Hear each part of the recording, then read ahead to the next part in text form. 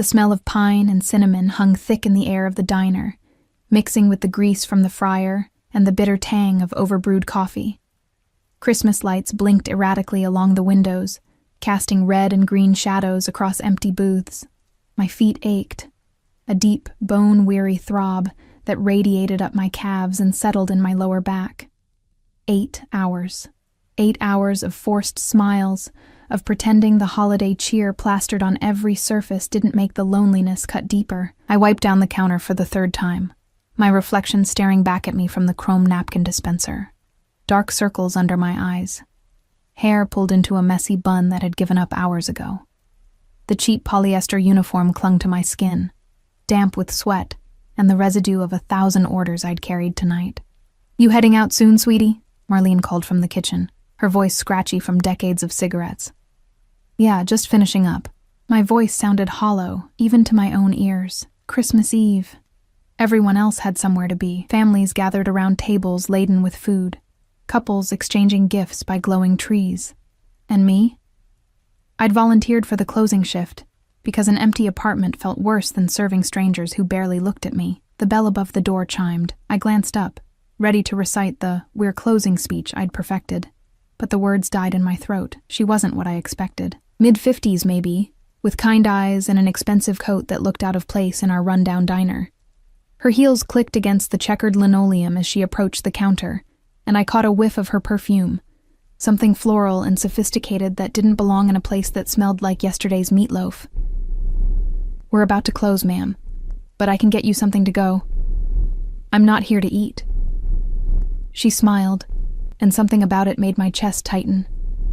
Pity. I recognized it immediately. "I'm Maria.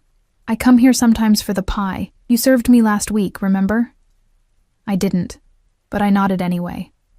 Faces blurred together after a while. "You mentioned you'd be working tonight, Christmas Eve." She set her purse on the counter, fingers drumming against the worn formica. "Do you have plans after your shift?" The question landed like a stone in my stomach. No, not really. "My nephew," she continued, her voice gentle, careful. "He's alone tonight, too. His family, well, it's complicated, but he's a good man, and I hate thinking of him spending Christmas in that big house by himself." I should have said no, should have recognized the warning signs, the careful way she watched me, the practiced ease of her pitch. But exhaustion makes you stupid. Loneliness makes you desperate. "A blind date?" The words tasted strange in my mouth. "Just dinner. Company. 2 people who shouldn't be alone on Christmas." She pulled out her phone, showed me a picture. "His name is Dante. He owns some businesses in the city. He's harmless, I promise."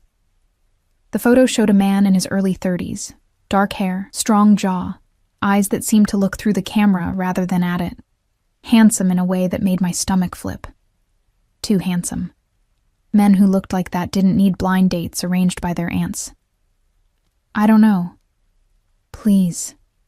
Maria's hand covered mine, warm and soft. "Just a few hours. You'd be doing me a favor. I worry about him." The fluorescent lights buzzed overhead. Through the window, I could see snow beginning to fall, fat flakes that would probably turn to slush by morning. My apartment waited. Cold, dark, silent, except for the neighbor's TV bleeding through the thin walls. "Okay," I heard myself say. "Just dinner." Maria's smile brightened. She pulled out a card, pressed it into my palm, an address in the North End, embossed in gold. 9 o'clock. "Wear something nice. And, honey," she squeezed my hand. "Thank you. You have no idea what this means." I stood outside my apartment building 2 hours later, my breath forming clouds in the frigid air. The dress I'd found in the back of my closet, a simple black number I'd bought for a job interview that never pandereered out, felt inadequate. Everything felt inadequate. My coat had a missing button, my heels were scuffed. I'd done what I could with makeup, but I still looked like exactly what I was, a waitress playing dress-up. The car that pulled up made my heart stutter. Black. Sleek. The kind of vehicle that cost more than I'd make in 5 years. It glided to the curb like a predator, silent and precise. The windows were tinted so dark I couldn't see inside. A man emerged from the driver's side. Tall, broad-shouldered, wearing a suit that probably cost more than my rent. He didn't smile as he approached, didn't speak. Just opened the rear door and stood waiting, his eyes scanning the street with mechanical efficiency. "Miss Hayes?" His voice carried an accent I couldn't place. "Mr. Dante is expecting you." This was wrong. Everything about this screamed wrong. But I found myself moving toward the car, my feet carrying me forward even as my brain shouted warnings. The interior smelled like leather and something else. Expensive cologne, maybe, or just the scent of money. The door closed behind me with a heavy thunk that sounded too much like a cell door locking. The drive took 20 minutes, but it felt like hours. We left my neighborhood, the check-cashing places, the convenience stores with barred windows, the graffitied walls, and entered a different world, brownstones with wreaths on the doors. Streets lined with cars that gleamed under the streetlights, people walking dogs, carrying shopping bags, living lives I'd only seen in movies. The driver didn't speak, didn't even glance at me in the rearview mirror. Just drove with the focused intensity of someone who'd done this route 1,000 times. We pulled up to a building that made my throat dry. Not a restaurant. A home. 5 stories of brick and stone, windows glowing with warm light, a door that looked like it belonged in a castle. 2 men stood outside, hands clasped in front of them, earpieces visible even from the car. Security. "This isn't a restaurant," I said, my voice cracking. The driver finally looked at me, his expression unreadable. "Mr. Dante prefers privacy. He's waiting inside." Every instinct screamed at me to run, to throw open the door and sprint back to my tiny apartment, my empty refrigerator, my lonely Christmas. But then, the building's door opened, and Maria appeared, waving, her smile bright and encouraging. "Come on, sweetie. You're just in time." My legs felt like lead as I stepped out of the car. The cold bit through my thin coat, but I barely felt it. The men at the door watched me approach, their eyes tracking my every movement. One of them spoke into his wrist, too quiet for me to hear. Maria took my arm, guiding me inside. "He's a little nervous," she whispered, as if sharing a secret. "It's been a long time since he's done anything like this." The interior was worse than the exterior. No, not worse. Better, terrifyingly better.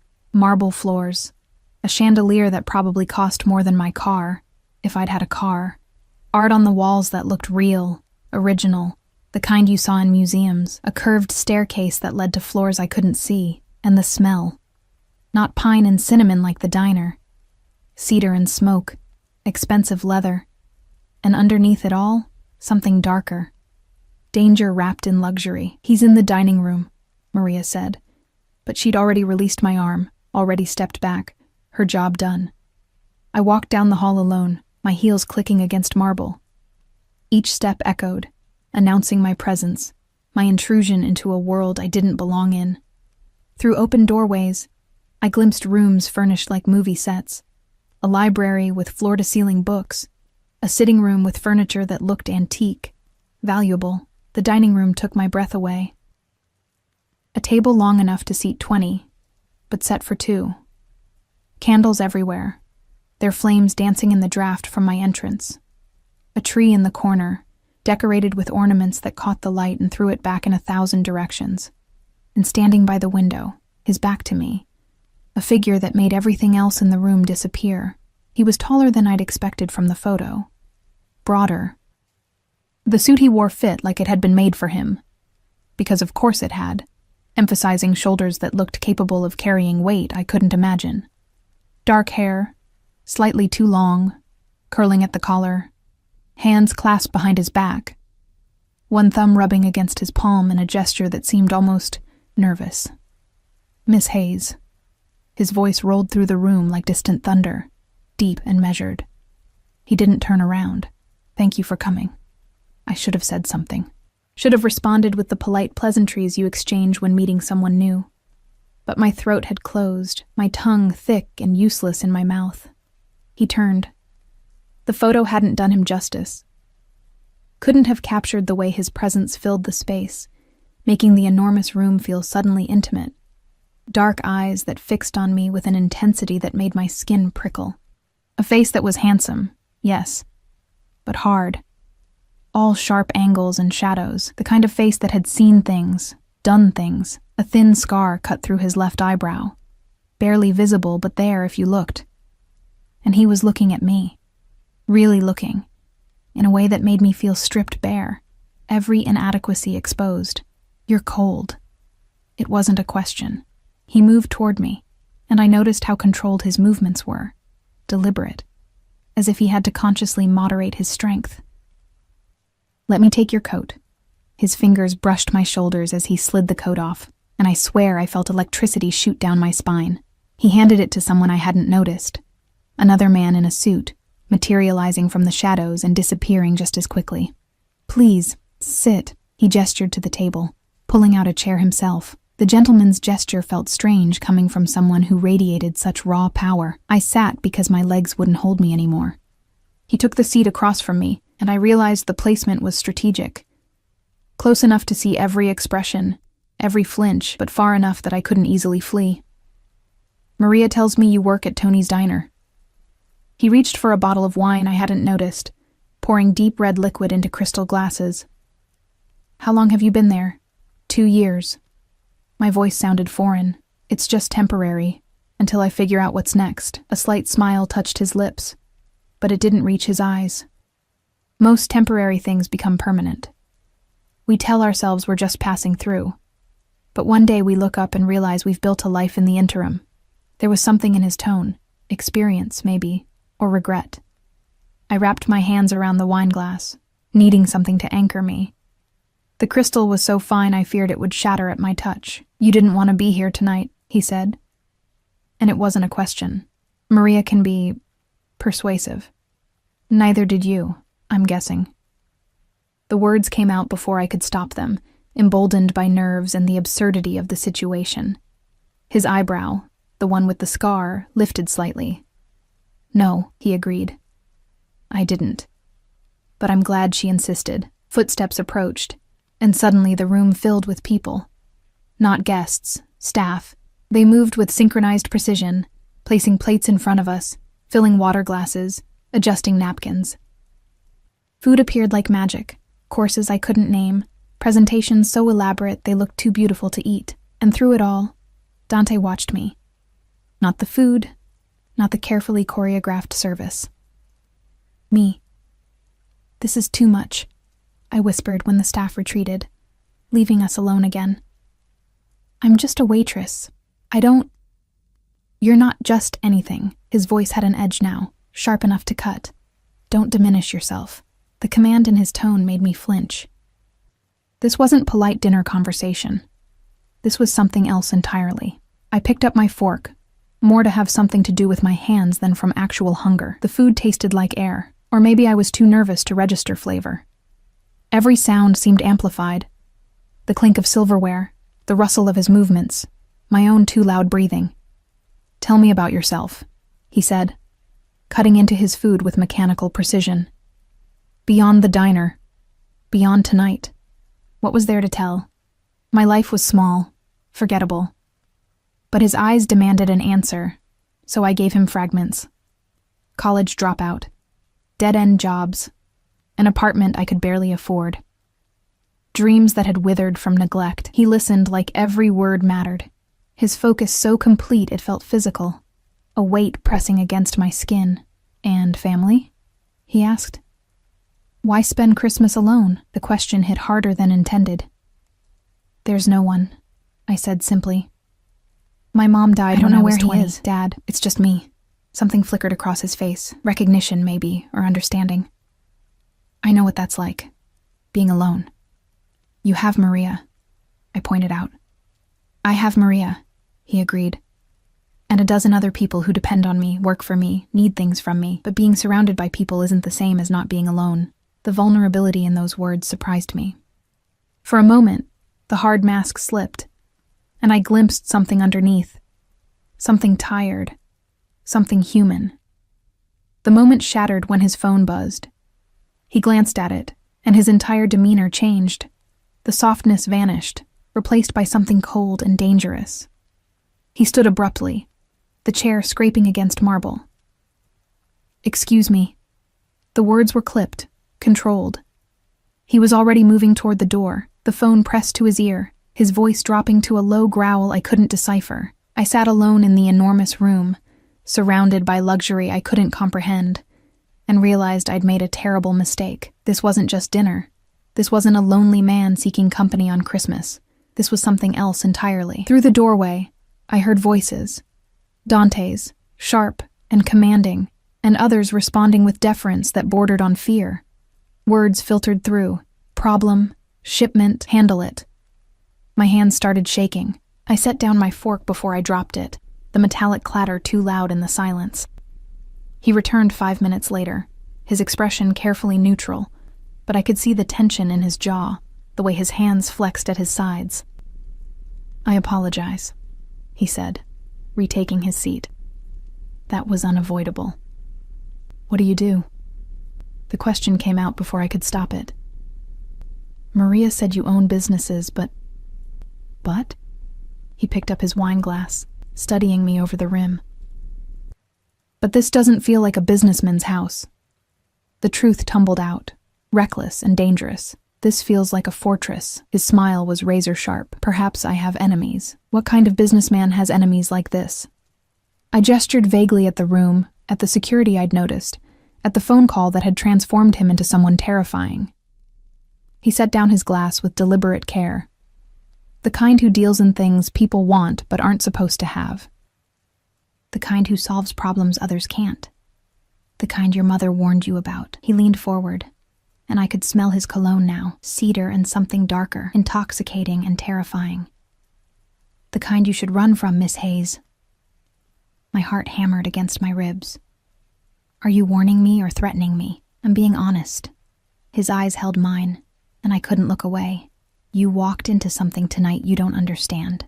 My aunt thought she was doing us both a favor, but she put you in a position neither of us asked for. Then let me leave." I pushed back from the table, my legs unsteady.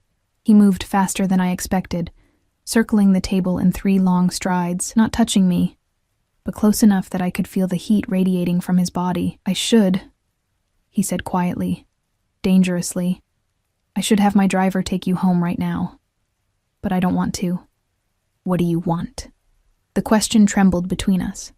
His hand lifted, hovering near my face, not quite touching, "Something I have no right to." The air between us crackled with tension.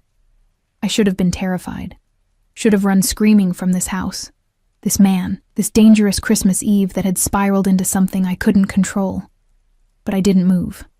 His phone buzzed again, shattering the moment. This time, anger flashed across his face, raw, barely contained. He looked at the screen, and whatever he saw there made his expression darken. "I need to handle something," he said, his voice tight. "It can't wait. But don't leave. Please." The last word sounded like it cost him something to say. He was gone before I could respond. His footsteps echoing down the hall, followed by other footsteps, other voices. The house suddenly felt alive with activity I couldn't see, movement in the shadows, doors opening and closing. I stood alone in the dining room, surrounded by half-eaten food and guttering candles, and realized I'd somehow stumbled into a world that operated by rules I didn't understand. A world where a simple Christmas dinner was never simple. A world where the handsome man with the sad eyes and dangerous smile wasn't what his aunt pretended he was. And the most terrifying part, even knowing that, even sensing the danger that clung to him like smoke, I couldn't make myself leave. I should have called a cab, should have walked out the front door and never looked back. Instead, I found myself wandering through the first floor of Dante's house like a ghost, drawn by curiosity and something deeper I didn't want to name. The library called to me, floor-to-ceiling shelves packed with leather-bound volumes that looked actually read, not just decorative. I ran my fingers along the spines, feeling the embossed titles under my fingertips. Dante in Italian, Machiavelli, Sun Tzu's Art of War, books about strategy, power, survival. He reads them all. Maria's voice made me jump. She stood in the doorway, her kind eyes now carrying something else. Assessment, maybe, or concern. Every night before bed. Says it helps him think. Maria, what does he really do? I turned to face her, needing answers. Please don't lie to me. She moved into the room, her heels silent on the Persian rug. For a long moment, she studied me, weighing something internal. He protects people, she finally said, in his own way. The family business. It's complicated. Old world, new world, traditions that don't fit in normal conversation. The mafia. The word tasted foreign in my mouth, like something from movies, not real life. She didn't deny it, didn't confirm it either, just looked at me with those sad, knowing eyes. He's not what you think. Yes, he's dangerous. Yes, he's done things that would horrify you. But he's also the only person who showed up when my daughter was dying, who paid every hospital bill, who held my hand at her funeral when everyone else had somewhere more important to be. Her voice cracked. He's the boy I helped raise after his parents were killed, the man who remembers every birthday, every anniversary. The nephew who shouldn't be alone on Christmas because he's already alone every other day of his life. Footsteps approached, heavy, multiple sets. Dante appeared with 2 men flanking him, their faces grim. He stopped when he saw me, something flickering across his expression. I thought you'd left, he said quietly. I should have, but you didn't.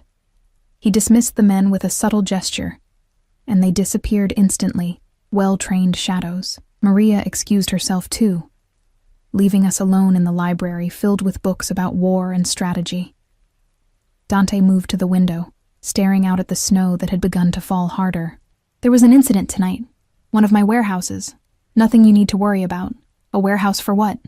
I moved closer, drawn despite every self-preservation instinct screaming at me to maintain distance. He turned, and the look in his eyes made my breath catch. Raw. Unguarded. Things that would make you see me differently. Things I can't take back or apologize for because they're who I am. He took a step toward me. I'm trying to decide if I want you to know the truth or if I'd rather you kept the illusion for just a little longer. I already know. My voice was steadier than I felt. You're involved in something illegal, something dangerous. That's why you have armed guards and bulletproof cars and a house that looks like a fortress. And you're still here. It wasn't a question, but wonder colored his tone. Why? I didn't have an answer. Or maybe I did, and it was too pathetic to speak aloud. That loneliness made you stupid, that the way he looked at me made me feel seen for the first time in years. That danger wrapped in expensive suits was still preferable to another empty Christmas alone. His phone buzzed again. He silenced it without looking. They can wait. Can they? I challenged. You run an empire, Dante. I'm just a waitress who said yes to a blind date. We both know how this ends. He moved fast, closing the distance between us until I could count the flecks of gold in his dark eyes. How does it end, Maya? My name and his voice sounded like a prayer and a curse. Tell me. Because I'm trying to figure out why meeting you feels like the first real thing that's happened to me in a decade. His hand lifted to my face, and this time he made contact, fingers tracing my jawline with devastating gentleness. The touch sent electricity racing down my spine, pooling low in my belly. I should have pulled away, should have remembered who he was, what he was. Instead, I leaned into his palm, and his eyes darkened. This is a mistake, he murmured. But his thumb was brushing across my lower lip now, and I couldn't breathe, couldn't think. Probably, I whispered. He kissed me. Not gently. There was nothing gentle about Dante. It was possession and desperation, his hand tangling in my hair, the other gripping my waist like he was afraid I'd disappear. I melted into him, my hands fisting in his shirt, feeling the hard muscles beneath expensive fabric. When he pulled back, we were both breathing hard. His forehead rested against mine, and I felt him trembling. This powerful, dangerous man trembling from one kiss. Stay tonight, he said, his voice rough. Just stay. I don't want to be alone. I don't want you to be alone. Every rational thought screamed no. Every survival instinct I possessed demanded I run. But something in his voice, that raw vulnerability he was trying so hard to hide, made me nod. Okay. He gave me a room on the 3rd floor. a guest suite that was bigger than my entire apartment. The bed looked like something from a palace, piled with pillows and covered in silk sheets. A fireplace crackled in the corner, filling the space with warm, dancing light. "There are clothes in the closet," Dante said from the doorway, maintaining careful distance now, as if that kiss had scared him as much as it had me. "They should fit. And if you need anything, there's a phone by the bed. Just dial 0. "Who answers?" I asked. "Security?" A ghost of a smile. "Something like that. Try to sleep, Maya. Tomorrow we'll figure out what happens next." He started to leave, but I caught his arm. "Dante? Thank you. For tonight. For not lying to me." His expression softened, and he pressed a kiss to my forehead. Chaste, tender. Nothing like the one in the library. "Lock the door after me, and don't open it for anyone but me." The implied threat in those words should have terrified me. Instead, I felt oddly safe. I locked the door as instructed and explored the closet. Designer clothes with tags still attached hung in neat rows, women's clothes in various sizes, as if he'd prepared for any possibility. I chose soft pajamas, cashmere that felt like a cloud against my skin. Sleep should have been impossible, but exhaustion dragged me under almost immediately. I dreamed of dark eyes and dangerous smiles, of hands that could hurt but chose gentleness, of a kiss that tasted like Christmas and sin. I woke to sunlight streaming through unfamiliar windows and the smell of coffee. For a disoriented moment, I couldn't remember where I was. Then it all came flooding back. The blind date, the fortress house, Dante's kiss in the library. Someone had left a tray outside my door. Coffee, pastries, fresh fruit arranged artfully on fine china. A note in bold, masculine handwriting. "Good morning. Join me for breakfast when you're ready. Third door on the left, second floor." D. I showered in a bathroom that had more marble than most museums, dried off with towels that probably cost more than my monthly rent, and found clothes laid out on the bed that fit perfectly. Jeans that actually fit my curves, a soft sweater in deep green, even undergarments in my size. The attention to detail was either thoughtful or deeply unsettling. Maybe both. Following Dante's directions, I found him in a sun-drenched breakfast room that overlooked a garden buried in snow. He stood by the window, phone pressed to his ear, his voice low and commanding. "I don't care what excuse he gives. He had one job and he failed. Make an example." He paused, listening. "No, I'll handle Romano myself. Set up a meeting for tonight." Another pause, and his voice dropped to something deadly. "If he resists, remind him what happened to the last person who thought they could steal from me." He turned and saw me frozen in the doorway. Something shifted in his expression, the cold calculation melting into something warmer, more human. "I have to go," he said into the phone, then ended the call without waiting for a response. "Maya, I wasn't sure you'd still be here." "I wasn't sure either," I admitted, moving into the room. The table was set for 2, laden with food that looked professionally prepared. "Do you always eat breakfast like this?" "Usually I don't eat breakfast at all," Maria insisted. "Once she learned you'd stayed." He pulled out a chair for me, that old-world courtesy at odds with the violent conversation I'd just overheard. "I hope you slept well. Better than I should have, considering." I sat, acutely aware of how close he was, how his cologne, that cedar and smoke scent, made my head spin. "Who's Romano?" His jaw tightened. "Someone who made a poor decision.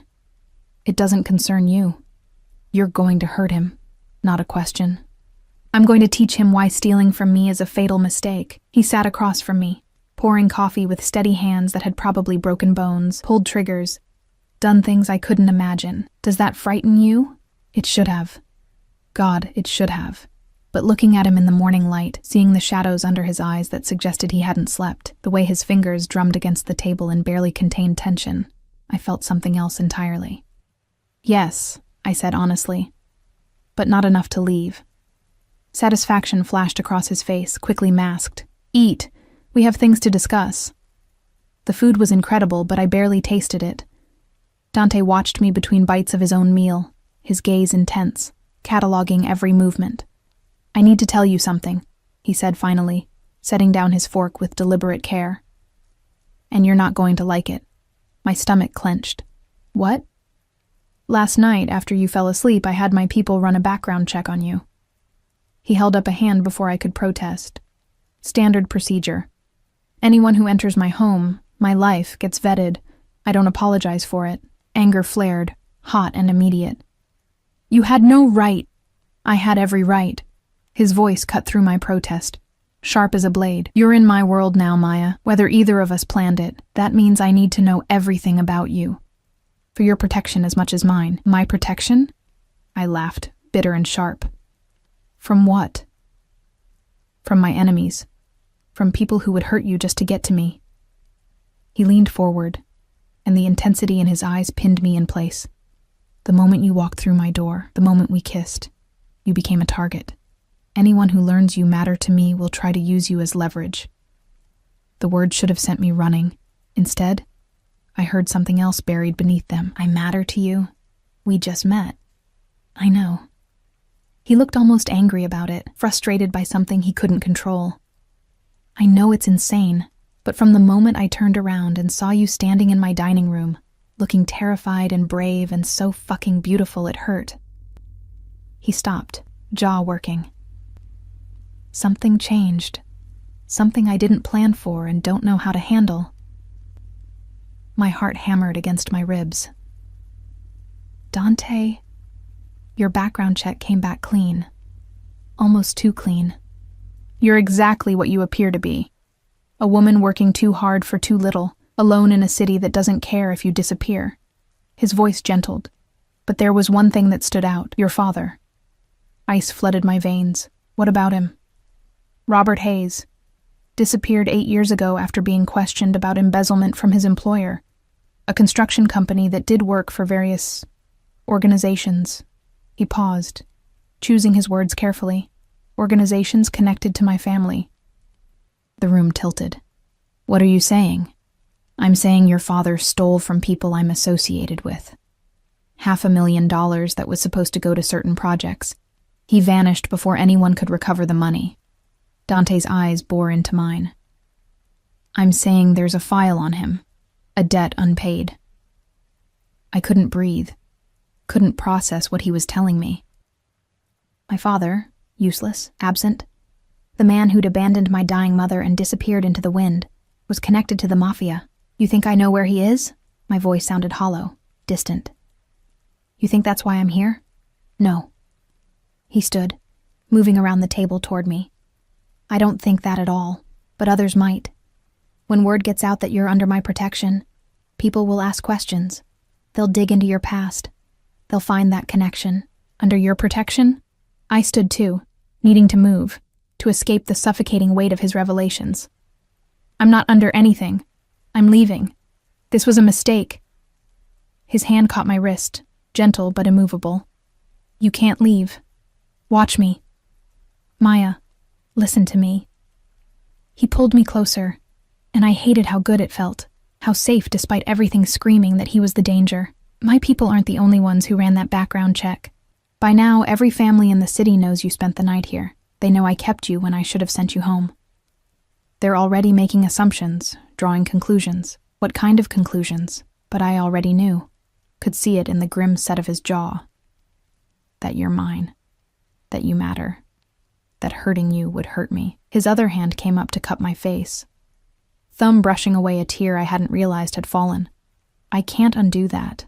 I can't send you back to your apartment and pretend nothing happened. You'd be dead within a week. The words landed like physical blows. This is insane. You're insane.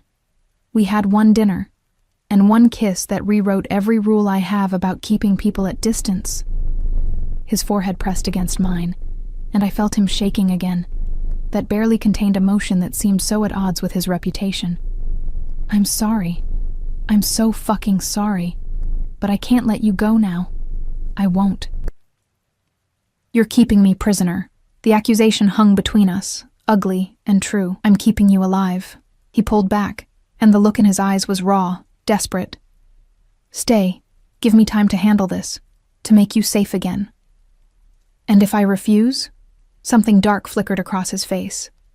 Then I'll have to make that choice for you. The threat was clear, unmistakable. But underneath it, I heard something else. Fear. He was afraid. Afraid of what would happen to me, afraid of what he was becoming, afraid of feelings he couldn't control. I should have fought, should have screamed, demanded my freedom, called the police. Though what good would that do against a man who probably had half the force on his payroll? Instead, I asked the only question that mattered. Why? Why do you care what happens to me? His laugh was bitter, self-mocking. Because for the first time in 10 years, I felt something other than emptiness when I looked at another person.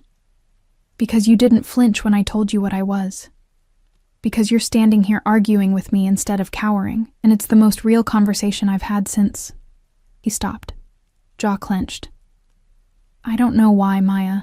I just know that the thought of someone hurting you makes me want to burn the entire city to ash. The intensity in his voice should have terrified me.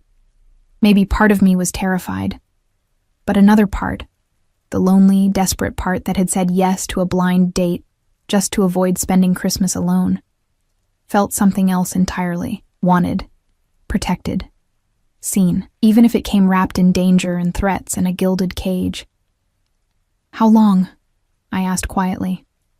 How long do I have to stay? Relief flooded his features, so profound it almost hurt to witness. Until I make you safe. Until everyone in this city knows that touching you means war. His hand slid down to lace his fingers through mine, and the gesture felt more intimate than any kiss. I have enemies, Maya, powerful ones who would love nothing more than to find my weakness and exploit it. But I also have resources. Influence, people who owe me favors, give me time to use them. I looked around the breakfast room, at the luxury I'd never known, at the man holding my hand like I was something precious and breakable.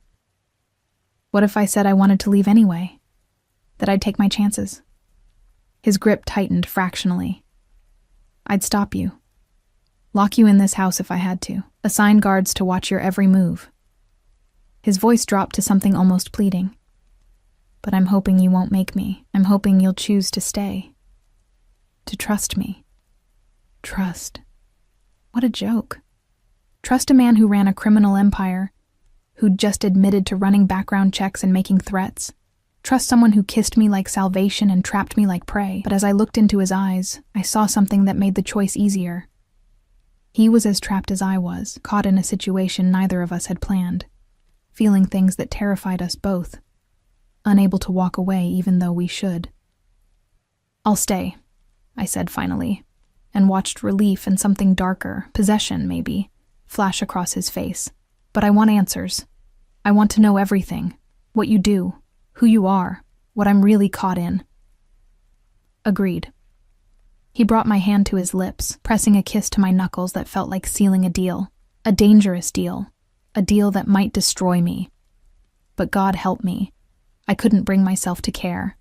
The next few days blurred together in a strange mixture of luxury and captivity. Dante kept his word about answers, though each revelation made me wish I'd stayed ignorant. He controlled territory across 3 states, gambling, protection, imports that never went through official channels. He had judges on payroll, cops who looked the other way, politicians who owed him favors they could never repay. When he spoke on the phone, grown men trembled. When he walked into a room, everyone else fell silent, and he was obsessed with keeping me safe. I couldn't leave the house without an escort of at least 3 armed men. My phone, he'd given me a new one, untraceable, had limited contacts. Maria visited daily, bringing clothes that actually fit, telling me stories about Dante as a boy that didn't match the dangerous man I was coming to know. He was gentle once, she said on the 3rd day, hemming a dress in the sitting room while I pretended to read, before his parents died, before he had to become this. What happened to them? I'd been afraid to ask Dante directly, sensing the wound was still raw despite the years. Maria's hands stilled on the fabric. Betrayal. Someone they trusted. Dante was 19, supposed to be at university, building a different life. Instead, he came home to find them executed in their own bedroom. Her voice dropped. He hunted down every person involved. Took him 2 years, but he found them all. Made examples that people still whisper about. The image didn't match the man who read to me from his library at night, who made sure I ate even when I wasn't hungry, who looked at me like I was something precious he was terrified of breaking. But it was the same man. That was the terrifying part. On the 4th night, everything changed. Dante had been gone all day, handling what he vaguely termed business complications. I'd learned not to ask for details about his absences. The tight set of his jaw when he returned told me enough. But tonight, when he finally came home near midnight, something was different. He was covered in blood, not his own. I realized with dawning horror. His movements were too fluid, too controlled.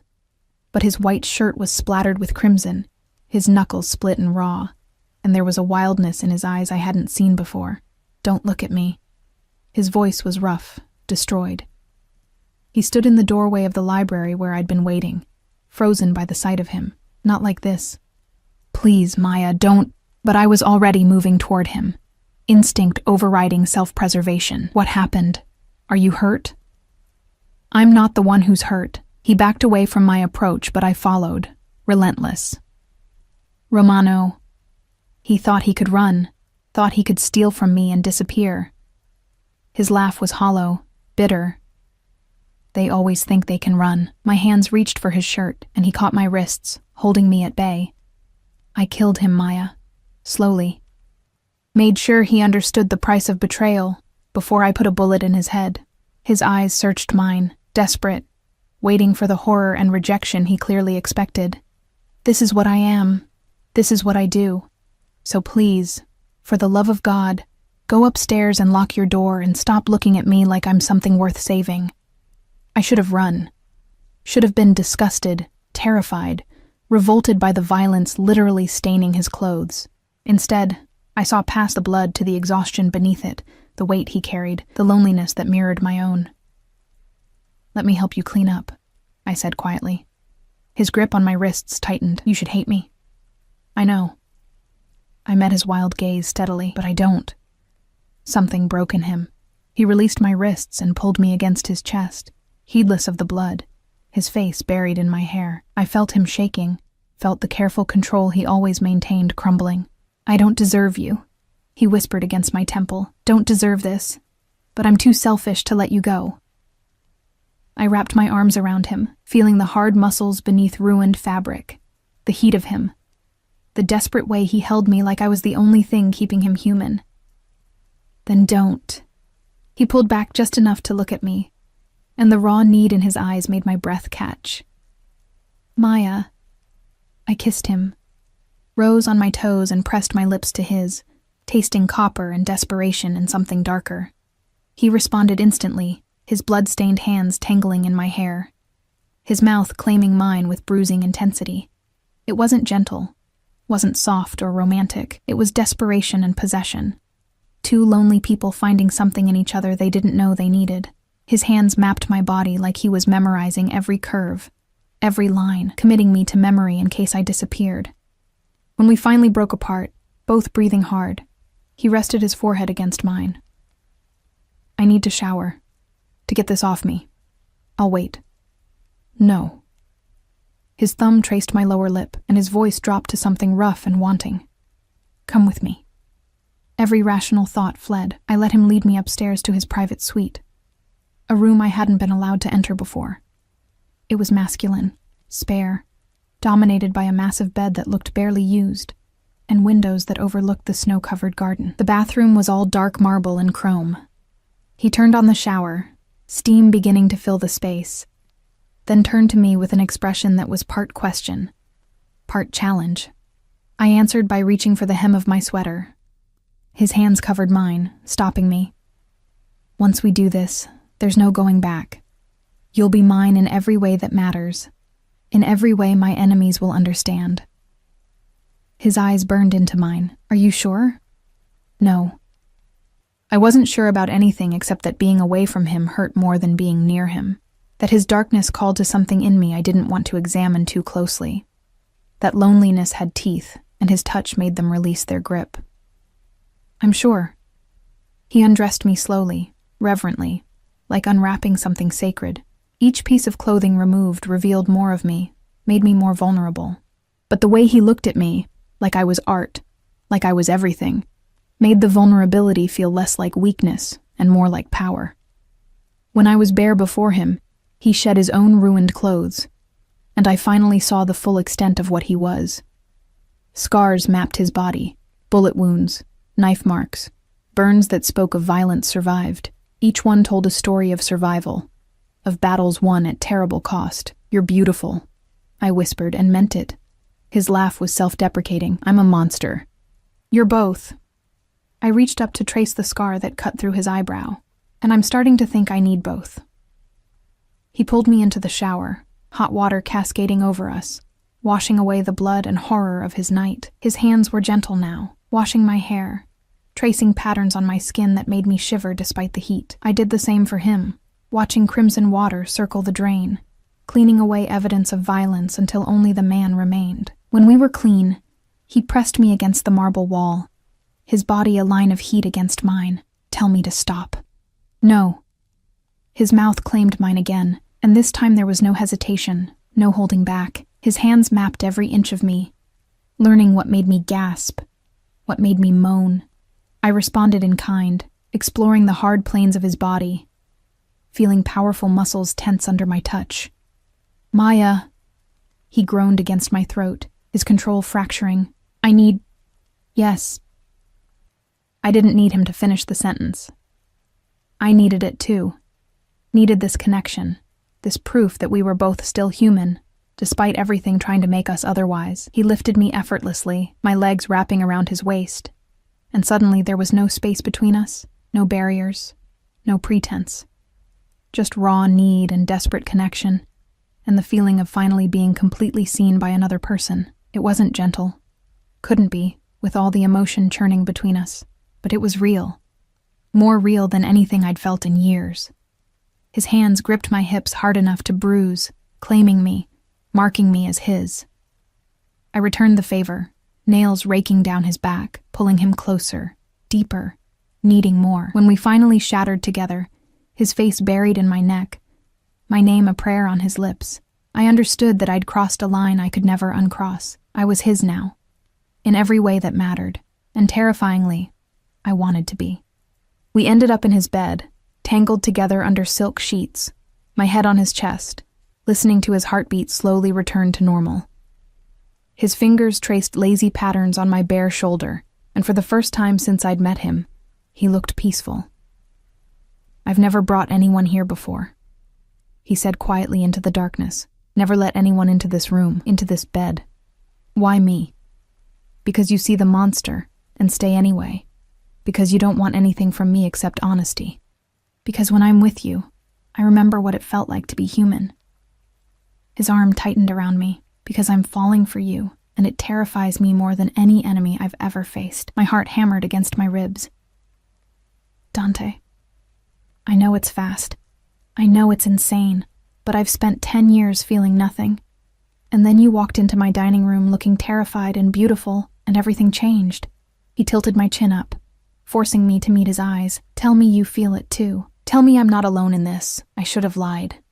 Should have protected myself, maintained distance, remembered that this was temporary." But looking into his dark eyes, seeing the vulnerability he hid from everyone else, I couldn't. "You're not alone," I whispered. "I feel it too." His kiss was gentle this time, tender, sealing something between us that went beyond physical connection. When he pulled back, his expression had hardened with determination. "Then I'm going to fix this. I'm going to find your father, recover the money he stole, settle the debt, and then you'll be free. Not because I'm letting you go, but because you'll have a choice to stay or leave, knowing everything, with no threats hanging over your head." And if I choose to leave, I had to ask, even though the thought already hurt. His jaw clenched. "Then I'll let you. It will destroy me, but I'll let you go." His hand cupped my face, thumb brushing my cheekbone. "But I'm going to fight like hell to make you want to stay." Before I could respond, his phone buzzed on the nightstand. The third time in the past hour. He'd been ignoring it, but something about the insistent vibration made him tense. "I should check that," he muttered, reaching for it. His expression darkened as he read the screen. "Fuck, what is it?" "Your father." He sat up, all traces of softness vanishing as the boss reasserted control. "Someone knows where he is." My heart stopped. "What?" "One of my contacts in Atlantic City. He's been asking questions, flashing money around, using the name Robert Hayes." Dante was already moving, pulling on clothes with efficient speed. If my people found him, others will too. I need to get to him first. I scrambled out of bed, reaching for my own clothes. I'm coming with you. Absolutely not. He turned to face me, and the expression on his face was pure command. It's too dangerous. You stay here where it's safe. He's my father, Dante. Whatever he did, whatever debt he owes, I deserve to face him. No. The word was final, absolute. I'm not risking you. Not for this. Anger flared, hot and immediate. You don't get to decide that. You said you'd give me answers, give me choice. This is my choice. We stared at each other, wills clashing. I saw the moment his resolve wavered, saw him weighing protection against my agency. Finally, he cursed under his breath. Fine, but you follow my orders exactly. If I say run, you run. If I say hide, you hide. Understood? Understood. He pulled me against him, his kiss hard and possessive. If anything happens to you, I will burn the world. Remember that. 30 minutes later, we were in his car, the bulletproof Mercedes with tinted windows, speeding through empty streets toward Atlantic City. 2 additional cars flanked us, filled with his men. Dante drove himself, his jaw set in grim determination, one hand on the wheel and the other resting possessively on my thigh. Tell me about him, he said as we hit the highway. Your father. I stared out at the darkness flying past. There's not much to tell. He was never around much, even before he left. Always had some scheme, some big score that would fix everything. Mom worked herself to death while he chased dreams that never materialized. Bitterness crept into my voice. When she got sick, he couldn't handle it. Disappeared 6 months before she died. Left me alone to watch her waste away. To make decisions about hospice care and funeral arrangements at 20 years old. Dante's hand tightened on my thigh. I'm sorry. Don't be. I learned early that the only person I could count on was myself. I turned to look at him. Until now, maybe. His expression softened fractionally. You can count on me, Maya. Whatever happens tonight, whatever we find, I've got you. It should have sounded arrogant, presumptuous. Instead, it sounded like a vow. We arrived at a rundown motel on the outskirts of Atlantic City just after 3 a.m. The neon sign flickered erratically, advertising vacancy in sputtering red letters. Dante's men surrounded the building before we even exited the car, moving with military precision to secure entrances and exits. Room 12, Dante said, checking his phone. 2nd floor. My contact says he's alone, but stay behind me regardless. We climbed the exterior stairs, our footsteps echoing in the pre-dawn silence. Dante positioned himself in front of me, one hand inside his jacket where I knew he kept a gun. At room 12, he paused, listening. Then he kicked the door open. The room was a disaster, clothes everywhere, empty bottles, the smell of cigarettes and desperation. And sitting on the bed, looking 10 years older than I remembered, was my father. He jumped at the intrusion, then froze when he saw Dante's gun. His eyes slid past the threat to land on me, and shock registered across his weathered face. Maya? His voice cracked on my name. How did you— Shut up! Dante's command cut through the air like a whip. Robert Hayes. You've been a hard man to find. My father's face went pale. I don't know what you're talking about. Don't insult my intelligence.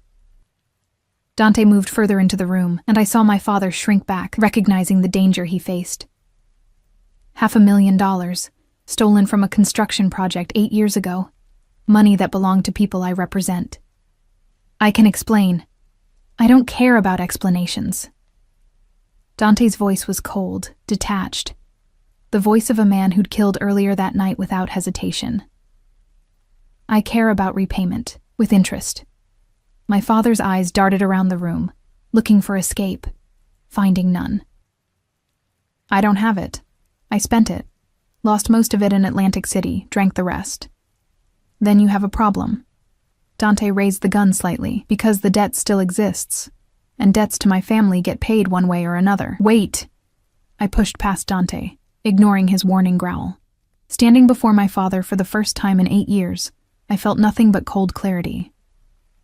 You abandoned me, Left me alone with a dying woman who spent her last months asking where you were, why you didn't come. My voice shook with suppressed emotion. And now I find out you did it because you stole money from the mafia? Because you were too stupid and selfish to think about the consequences? Shame flickered across his face. Maya, sweetheart, I never meant— Don't! The word cracked like a whip. Don't you dare call me that. You lost that right when you walked away. Dante's hand landed on my shoulder, gentle but firm. Maya, step back. I looked at him, saw the cold determination in his eyes, and understood what he intended to do. No, there has to be another way. There isn't. His gaze never left my father. He stole. He ran. Those crimes have consequences. Then let me pay them. The words came out before I could think them through. The debt. It transfers to me, as his daughter. Let me work it off. Dante's expression shifted, something dark and possessive flashing across his features. Maya, how much? I turned back to my father, whose face had gone from pale to gray. How much with interest? $750,000, Dante said quietly, plus penalties for the inconvenience of tracking him down. An impossible sum. A lifetime's worth of wages from my diner job. But as I looked between my pathetic father and the dangerous man who'd somehow become my salvation, I knew what I had to do. I'll pay it, however long it takes. Whatever I have to do. I met Dante's eyes. Just let him walk away. For a long moment, silence hung thick in the dingy motel room.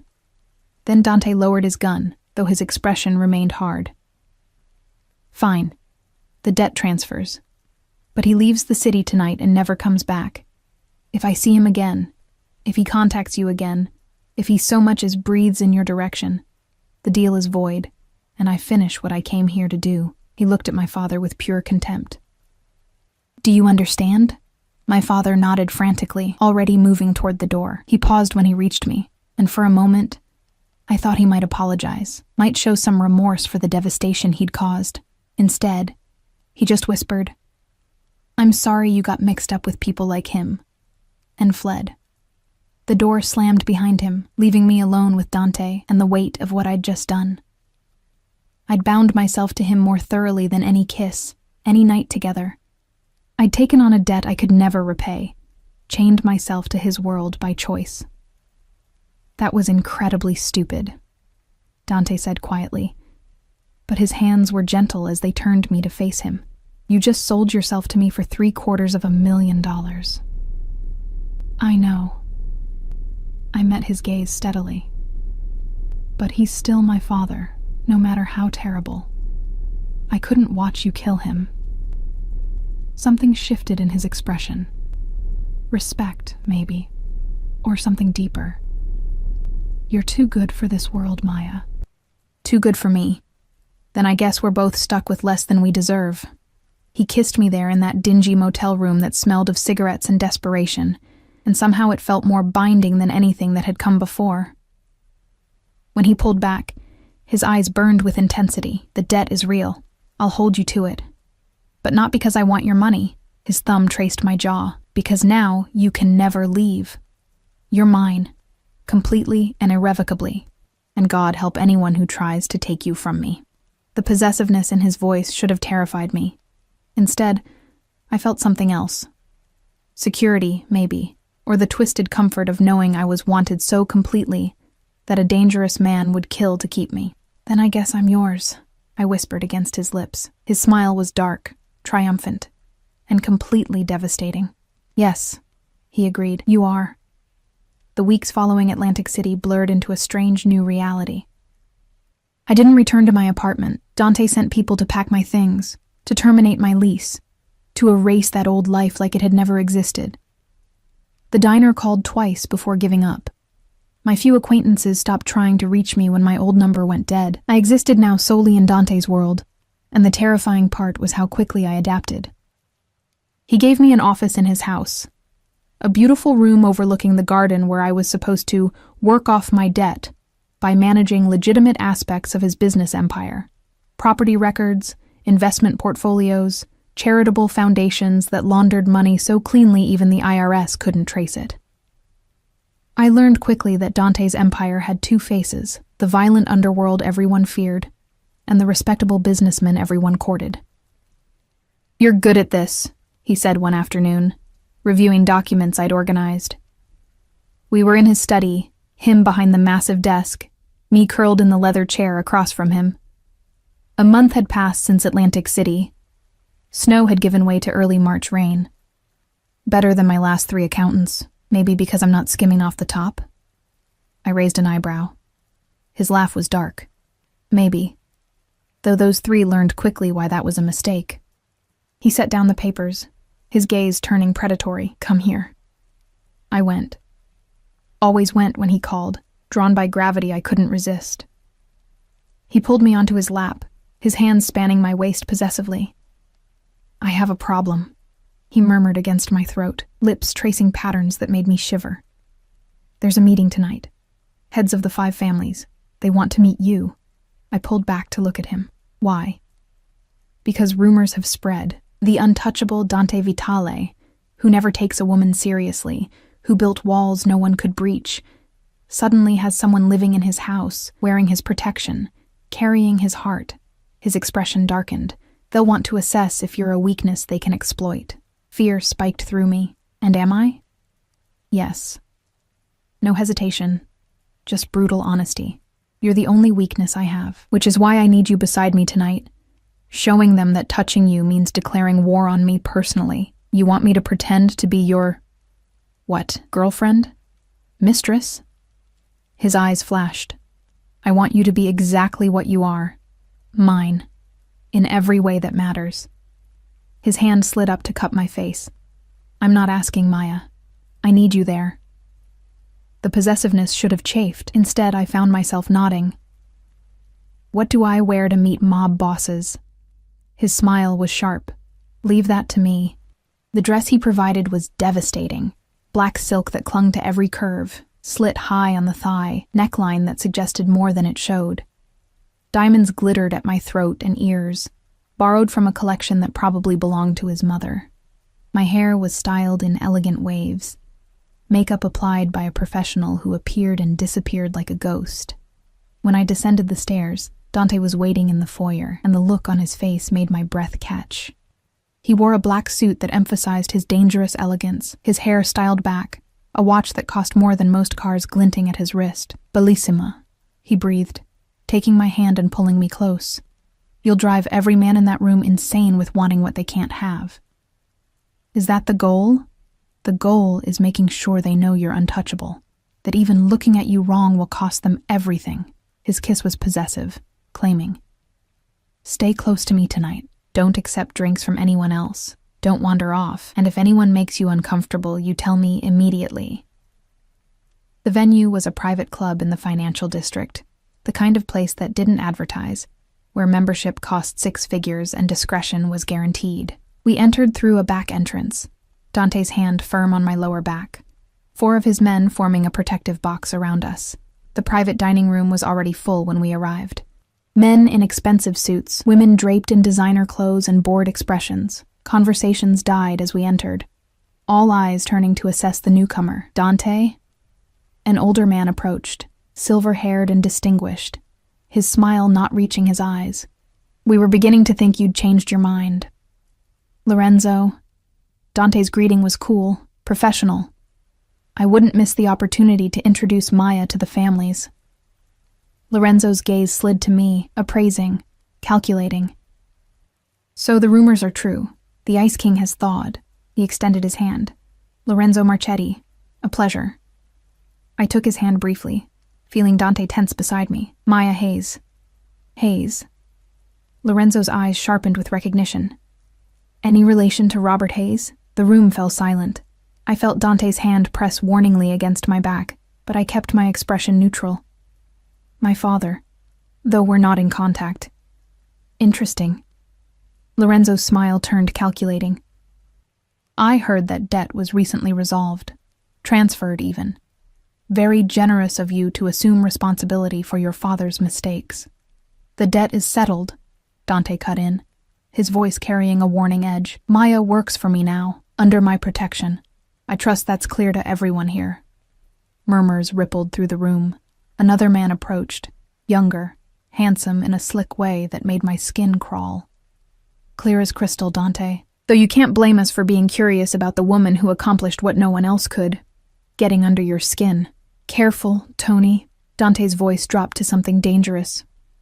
You're walking a thin line. Tony raised his hands in mock surrender, but his eyes remained on me, assessing, hungry, just making conversation, no offense intended. We moved through the room, Dante introducing me to faces whose names I struggled to remember. Each interaction felt like navigating a minefield, subtext layered beneath polite conversation, threats wrapped in compliments, everyone gauging how to use this new information about Dante's weakness. Dinner was an elaborate affair, multiple courses, wine that probably cost more than my old monthly salary, conversation that danced around business while pretending to be social. I sat beside Dante, his hand possessively on my thigh under the table, his attention split between the discussions happening around us and monitoring every person who looked my way. You seem tense, I murmured during a lull in conversation. Because half the men in this room are imagining ways to use you against me, and the other half are just imagining you. His hand tightened on my leg. I'm trying very hard not to put bullets in people who are supposed to be my allies. Jealous? The word slipped out before I could stop it. His eyes locked on mine, burning with intensity, possessive. There's a difference. Jealousy implies I'm worried about competition. Possessiveness means I know you're mine and I'll destroy anyone who forgets that. Heat pooled low in my belly at the raw claim in his voice. Dante, excuse me. A woman's voice cut through our moment. She was stunning. Late 20s, curves poured into a red dress, dark hair cascading down her back. I don't believe we've been introduced. I'm Sofia Romano. The name registered with sickening clarity. Romano. Like the man Dante had killed the night we first made love, Dante's entire body went rigid. Sofia. I didn't realize you'd be here. Where else would I be? Her smile was sharp as a knife. My father is dead. Someone had to represent the family interests. Her eyes slid to me, calculating and cold. You must be the famous Maya, the woman my father died for. I'm sorry for your loss, I managed, though the words felt inadequate. Are you? She leaned closer, and I caught the scent of her expensive perfume. My father made a mistake. He stole, and he paid the price. I understand how this world works. Her smile turned vicious, but I also understand revenge, and debts, and how very vulnerable you must feel, knowing that you're the reason Dante pulled the trigger. Sofia. Dante's voice was lethal. Walk away. Now. Or what? You'll kill me too? She laughed, bright and brittle. You can't, Dante. The families wouldn't allow it, which means I can say whatever I want to your little pet. She turned her attention back to me. How does it feel, knowing you're sleeping with your father's executioner? Knowing that the hands that touch you at night have killed dozens of people? Do you close your eyes and pretend he's someone safe? Someone normal? Dante moved to stand, but I caught his arm. Something in Sofia's eyes, pain beneath the venom, grief masquerading as anger, made me respond instead of retreating. Your father made choices that led to his death. I'm sorry you're suffering for them, but taking it out on me won't bring him back. I kept my voice steady, refusing to show fear, and yes, I know what Dante is, what he's done. But I also know he's more than just the violence, more than the reputation. How touching. Sofia's expression hardened. How long do you think that idealism will last? A month? A year? Eventually you'll see him for what he really is. A monster in an expensive suit, and when you try to leave, when you realize your mistake, you'll discover that monsters don't let their toys go. That's enough. Dante was on his feet now, his presence commanding enough that nearby conversations stopped. You've made your point. But if you threaten Maya again, family politics won't save you. I've killed for less than disrespect toward what's mine. The entire room had fallen silent, watching the confrontation unfold. Lorenzo stood, his voice carrying authority. Perhaps we should all remember why we're here. Unity. Cooperation. Not settling personal vendettas. Sofia held Dante's gaze for another moment, then smiled coldly. Of course. Forgive my grief-stricken rudeness. She turned to me one last time. Enjoy your cage, Maya. I'm sure it's very comfortable. She walked away, leaving tension crackling in the air. Dante's jaw was clenched so tight I worried he'd crack teeth. Around us, conversation slowly resumed, but I could feel the weight of eyes still watching, assessing, filing away this drama for future use. We're leaving. Dante's tone brooked no argument. Now, he practically dragged me from the room, his men falling into formation around us. The ride home was silent, his anger radiating in waves I could almost touch. When we reached the house, he dismissed everyone curtly, then turned to me with barely controlled fury. That was a mistake. I should never have brought you there. I'm fine. You're not fine. His voice echoed through the foyer. Sofia Romano just threatened you in a room full of witnesses, and because of family politics, I can't do a damn thing about it. You're exposed now, vulnerable, and it's my fault for thinking I could protect you just by keeping you close. I moved toward him, but he backed away. Don't. I need to think. Need to figure out how to handle this before... His phone rang, cutting off whatever he'd been about to say. He glanced at the screen and cursed viciously. What? His greeting was sharp, then his face went pale. When? How many? A pause. I'm on my way. He hung up and looked at me with something like desperation. There's been an attack. One of my warehouses. 3 of my men are dead and the building is burning. His hands clenched into fists. This is a message. Someone is making a move against me and they're using tonight's dinner as a distraction. Go, I said immediately. Do what you need to do. I can't leave you alone. Not after Sophia's threat. Then leave guards. Maria. Someone. I cupped his face, forcing him to focus on me instead of the chaos unfolding. You have people depending on you. I'll be safe here. He kissed me hard, desperately. Lock yourself in my room. Don't open the door for anyone but me. If anything feels wrong, use the panic button I showed you. Another kiss. This one tasting like goodbye. I love you, Maya.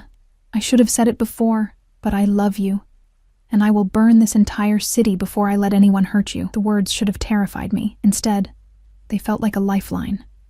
I love you too. Now go.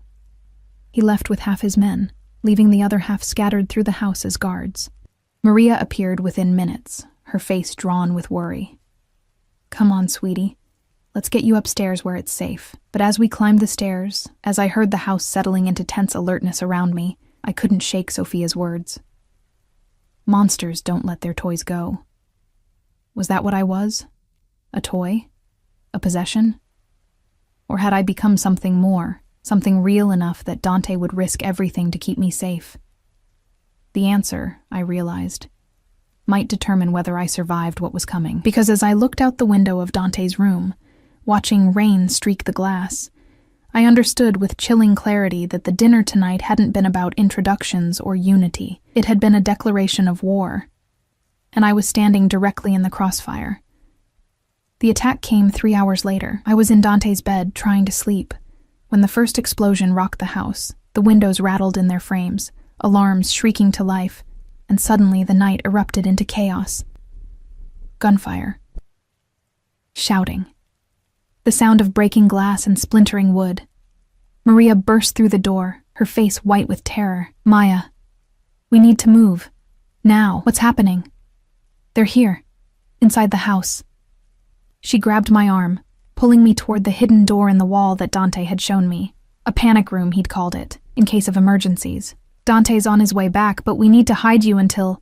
Another explosion. Closer this time. The lights flickered and died, emergency lighting casting everything in eerie red. Through the windows, I could see muzzle flashes in the garden, shadows moving with military precision. How many? I asked, my voice surprisingly steady despite the terror flooding my veins. Too many. Maria got the panic room door open, revealing a small, reinforced space with supplies and weapons. Get inside. Lock it from within. Don't open it for anyone until you hear Dante's voice. What about you? I'll lead them away, make them think you ran. Her eyes filled with fierce determination. You're the closest thing I have to a daughter now, Maya. I won't let them take you. Before I could protest, She shoved me inside and slammed the door. I heard the lock engage from the outside, heard her footsteps running in the opposite direction, heard her voice shouting something about the garage. Then nothing but my own harsh breathing and the muted sounds of battle filtering through reinforced walls. I huddled in the darkness, surrounded by bottled water and protein bars, and guns I barely knew how to use, and waited. Waited for Dante to come, waited to discover if love wrapped in violence was strong enough to survive when that violence finally came home. Waited to learn if I was more than just a weakness to be exploited, if I was worth the war Dante had promised to wage. The answer, I knew, would determine everything. Time became meaningless in the panic room. Minutes felt like hours, each sound making my heart race. Was that Dante's voice or an enemy's? Were those footsteps salvation or death approaching? The gunfire eventually stopped. The silence that followed was worse. I pressed my ear against the reinforced door, straining to hear anything. Voices, too muffled to distinguish. Footsteps on the floor above. Then, cutting through it all, a voice I recognized. Maya! Dante's roar shook the walls. Maya, where are you? I scrambled for the lock, my hands shaking so badly I could barely work the mechanism. The door swung open, and suddenly he was there, covered in blood and soot, his suit torn, a gash across his cheek, but alive. Alive and looking at me like I was oxygen and he'd been drowning, thank God.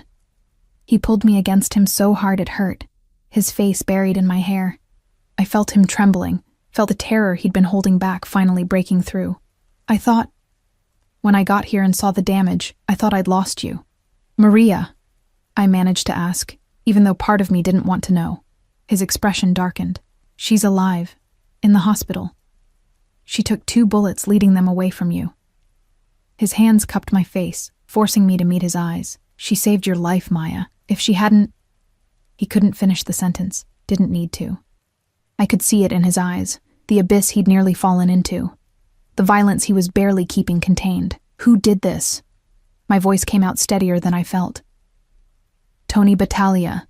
The name dripped with venom. He thought taking you would give him leverage, force me to concede territory. He was wrong. Dante's smile was terrifying in its coldness. I've killed 7 of his men tonight. The rest are in my basement, waiting to tell me where to find him. The casual mention of torture should have horrified me. Instead, I felt only grim satisfaction. These people had tried to kill me, had hurt Maria, had violated the one place that had started to feel like home. What happens now? I asked. Now? He pulled back slightly, studying my face like he was memorizing it. Now I end this. Permanently. Tony declared war when he attacked my home, threatened what's mine. The families will understand. Some will even approve. But Maya... His voice dropped. What comes next will be brutal, violent. Everything you've been sheltered from will be impossible to ignore. I need to know if you can handle that. If you can handle me when I'm not holding back. I thought about the past 2 months, about falling in love with a dangerous man, about choosing him over safety, over normalcy, over everything my old life represented, about Maria risking her life to protect me, about the debt I'd taken on, the world I'd entered. I'm not leaving, I said firmly. Whatever you need to do, whatever happens, I'm staying. Something shifted in his expression, relief and possession, and love so intense it burned. Then marry me. The words hung in the air between us, impossible and inevitable all at once. What? Marry me. He said it again more forcefully, not because of the debt, not because of tonight. Because I love you more than I thought I was capable of loving anyone, because you see the monster and stay anyway. Because I want everyone in this world to know you're mine and I'm yours, permanently and irrevocably. His thumb traced my jaw. Because I'm tired of living in darkness, and you're the only light I've found in 10 years. Tears burned my eyes. Dante, I know it's insane. I know it's too fast, too dangerous, too everything. But I also know that life is short and violent, and tomorrow isn't guaranteed, and I don't want to waste another second not having all of you. His forehead pressed against mine. Say yes, Maya. Choose this life. Choose me. Every rational thought screamed no. This was a man who killed without hesitation, who lived by violence, who would drag me deeper into a world most people only saw in movies. A man whose enemies had just attacked his home trying to kidnap me. A man who'd warned me himself that he was a monster. But he was also the man who'd made me feel seen for the first time in my life. Who'd taken on my father's debt and turned it into protection instead of punishment. Who read to me from his library at night and remembered how I took my coffee. Who trembled when he held me like I was something precious he was terrified of breaking. Who loved me despite every reason not to. Yes, I whispered, and watched his expression transform into something beautiful and terrifying. Yes, I'll marry you. His kiss was claiming, possessive, sealing a promise that would bind us together in ways that terrified and exhilarated me. When he pulled back, his eyes burned with determination. Stay here with the guards. I'll be back by morning. His voice had shifted back to the cold command of the boss. And when I return, Tony Battaglia will never threaten us again. Be careful. His laugh was dark. Careful isn't what tonight requires. But I'll come back to you. Always. One more kiss, desperate and deep. I love you, Maya Hayes. Soon to be Maya Vitale. Then he was gone, taking half his remaining men, leaving me with guards and the aftermath of violence and a proposal that changed everything. Dante returned as dawn painted the sky pink and gold. I hadn't slept. Had spent the night helping clean up the damage with the staff who'd survived, checking on Maria at the hospital through video calls, trying not to imagine what Dante was doing in the dark. He found me in the library, surrounded by books that had been knocked from shelves during the attack. Blood still stained his clothes, not his own, I knew instinctively. His eyes carried the weight of violence inflicted, but when they landed on me, they softened. It's done, he said simply. Tony is dead. His operation is scattered. The families have been notified that anyone who comes after you will face the same fate. I set down the books I'd been holding. How many? 12, including Tony. No hesitation, no apology. Just fact. They chose their path when they attacked my home. I should have been horrified, should have seen him as the monster Sophia had warned me about. Instead, I saw a man who'd done terrible things to protect what he loved, who'd become darkness so I could stay in the light. Come here, I said softly. He moved toward me like a man in a trance, his control finally fracturing now that the immediate danger had passed. I pulled him down beside me on the floor among the scattered books, and he collapsed against me, his head on my lap, his arms wrapped around my waist. I was so scared, he admitted into the fabric of my dress. When I got the call that the house was under attack, that they were looking for you, I've never felt fear like that, not when my parents died, not when I've faced death myself. Nothing compared to the terror of losing you. My fingers carted through his hair, feeling him gradually relax under my touch. But you didn't lose me. I'm here. I'm safe. Because of Maria. Because of luck. Because they didn't find the panic room. He pulled back to look at me, and the vulnerability in his eyes broke my heart. I can't do this anymore, Maya. Can't live in fear that every time I leave, you might not be here when I return. Can't keep you in a cage and call it protection. Then what do you want to do?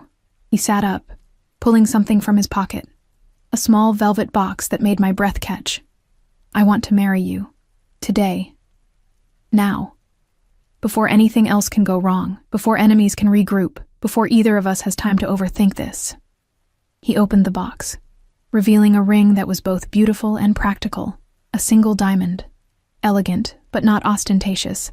Set in platinum that gleamed in the morning light. I want you bound to me in every legal and sacred way possible, so the entire world knows that hurting you means declaring war not just on me, but on the Vitale family, on everything I've built.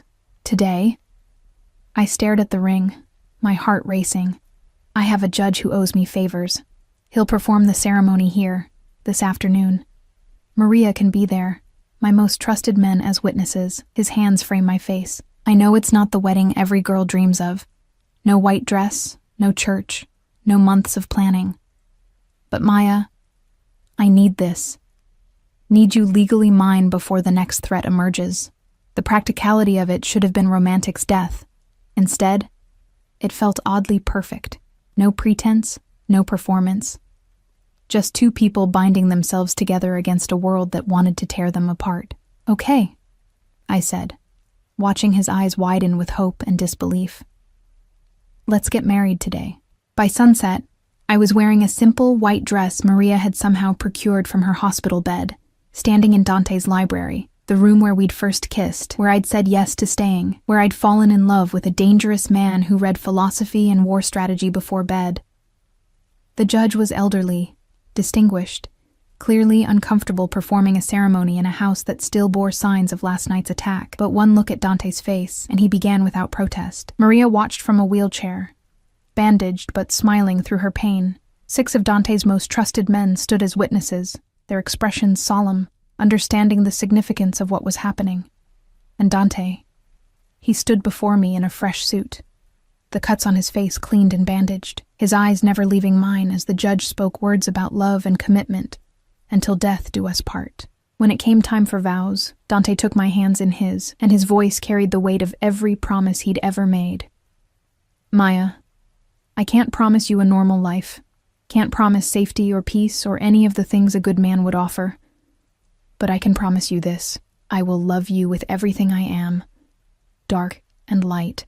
I will protect you with my last breath. I will choose you over empire, over reputation, over everything except your own happiness. His grip tightened. You walked into my life when I'd forgotten how to feel anything but emptiness, and you reminded me what it means to be human. You're my salvation and my damnation, and I will spend the rest of my life trying to deserve you. Tears streamed down my face as I found my own words. Dante, you've shown me what it means to be truly seen, to be chosen, to be loved so completely that everything else fades away. You're dangerous and violent and everything I should run from, but you're also gentle and broken and trying so hard to be more than your past. I squeezed his hands. I choose you. The darkness and the light, the monster and the man, all of it. Forever. The judge cleared his throat awkwardly. Do you have rings? Dante produced the diamond ring from this morning, sliding it onto my finger with steady hands. Then, to my surprise, I felt a second ring, a simple platinum band that matched mine, pressed into my palm by Maria, for him. She whispered. Every king needs his queen's mark. I slid the ring onto Dante's finger, watching something fierce and possessive flash across his face. The judge pronounced us married, and Dante kissed me like he was sealing more than vows, like he was binding our souls together, consecrating our union in violence and love and desperate need. Mine, he murmured against my lips. Legally, officially, irrevocably mine. Yours, I agreed, and you're mine too. Don't forget that part. His smile was devastating. Never. The weeks that followed were a strange blend of honeymoon and consolidation of power. Dante took me to one of his properties upstate, a sprawling estate that felt more like a fortress, where we could be alone while he rebuilt operations in the city. We spent mornings in bed, afternoons walking the grounds, evenings by the fire where he taught me about his business, the real business. No more secrets or half-truths. I learned about territories and alliances, about the delicate balance between violence and diplomacy, about the weight he carried keeping an empire running. And at night, we made love like the world might end tomorrow. Like we were trying to prove to ourselves that this was real, that somehow we'd found each other in the darkness and chosen to stay. Maria recovered slowly, moving into the main house permanently. She became something between mother figure and advisor, helping me navigate the complexities of being married to a man everyone feared. My father, we never heard from him again. The debt was settled, paid in full the day I married Dante. I was free of that burden, free of that past, free to build something new. 6 months after our wedding, I discovered I was pregnant. Dante's reaction was everything. Terror and joy and fierce protectiveness, all warring across his face as I showed him the test. He pulled me against him, his hand spreading across my still flat stomach, and I felt him trembling. A child, he whispered, awed and afraid. Our child. Maya. I don't know how to be a father. My own was murdered when I was 19. I've spent a decade being the villain in everyone's story. How do I... You'll figure it out, I interrupted, covering his hand with mine. The same way I'm figuring out how to be married to a mob boss, the same way we figured out everything else. Together. He kissed me then, tender and desperate, and I knew that whatever came next, whatever enemies emerged, whatever challenges we faced, we'd survive it. Because I'd chosen this life, chosen him. Chosen love wrapped in danger and sealed with violence, and I'd never regretted it for a moment. 3 years later, I watched from the window of our bedroom as Dante taught our daughter, Isabella, how to walk in the garden. She was 2, all dark curls and her father's intense eyes, stubborn and fearless in ways that both delighted and terrified us. Again, Principessa, Dante encouraged, crouching down to her level. You can do it. Isabella took 3 wobbly steps before falling into his arms, her laughter ringing through the afternoon air. He caught her effortlessly, spinning her around until she shrieked with joy. Maria appeared beside me, her own smile soft with affection. Who would have thought? The terrifying Dante Vitale, brought to his knees by a toddler. She has him wrapped around her little finger. I agreed, just like her mother. You both do. Maria squeezed my hand. You saved him, you know, from becoming something completely cold, completely lost. He saved me too, I said quietly, from a life of loneliness and invisibility, from forgetting what it felt like to be wanted. We stood together, watching the dangerous man who ruled an empire with violence and fear play tea party with his daughter in a garden filled with roses, watching him be gentle when the world demanded he be hard, watching him love when everyone expected him to destroy. This wasn't the life I'd imagined that Christmas Eve when I'd agreed to a blind date. Wasn't the safe, normal existence I'd once dreamed of. It was better. Dangerous? Yes. Complicated? Absolutely. But real in ways I'd never experienced before. Rich with love that didn't flinch from darkness. Full of moments like this, watching my husband, my daughter, my strange, violent, beautiful family existing in defiance of a world that said people like us shouldn't work. Dante looked up then, as if sensing my gaze. His eyes found mine through the window, and the smile he gave me was pure. No shadows, no weight, just genuine happiness. I love you, he mouthed. I love you too, I mouthed back. And in that moment, standing in a fortress built by blood and maintained by fear, surrounded by love I never expected to find, I knew I'd made the right choice. Every single terrifying, wonderful, impossible choice that had led me here. To him. To home. Epilogue. 5 years later, the Christmas lights blinked the same red and green as they had that night at the diner, a lifetime ago.